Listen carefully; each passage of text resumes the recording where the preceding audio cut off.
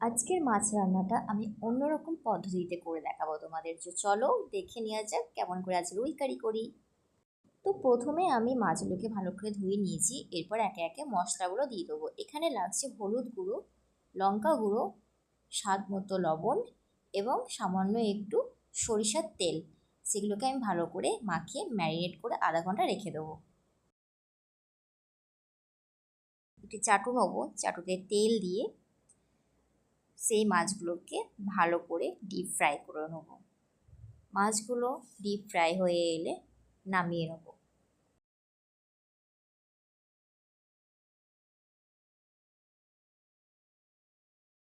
গুলো ভাজা হয়ে গেছে। এরপর আমরা রুই কারি করার জন্য মশলাটা তৈরি করে নেবো। একটি মিক্সার গ্রাইন্ডে একটি পেঁয়াজ নিয়ে নিয়েছি, পেঁয়াজগুলোকে ভালো ভালো করে ছোটো ছোটো টুকরো করে নিয়েছি আদা, রসুন, কাঁচামরিচ, গোটা জিরে, গোটা ধনে, একটু মৌরি, 2 চামচ সরিষা, এগুলোকে আমি ভালো করে পেস্ট করে নেব।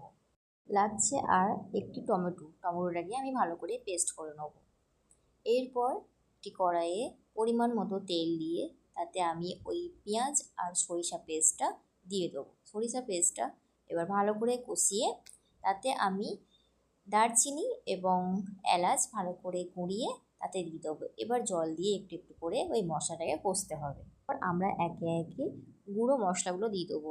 এখানে লাগছে হলুদ গুঁড়ো, গুঁড়ো লঙ্কা, জিরে গুঁড়ো, ধনে গুঁড়ো এবং স্বাদ মতো নুন।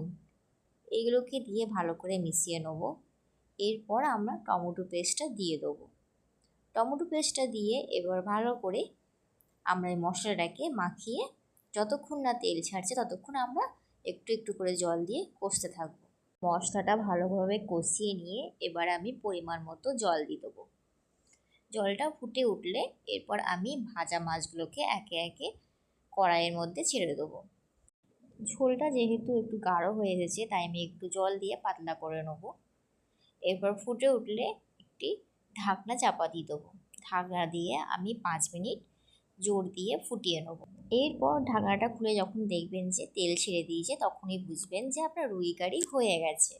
তো এইরকম নতুন নতুন স্বাদের রান্না পেতে আমার চ্যানেলটিকে সাবস্ক্রাইব করুন।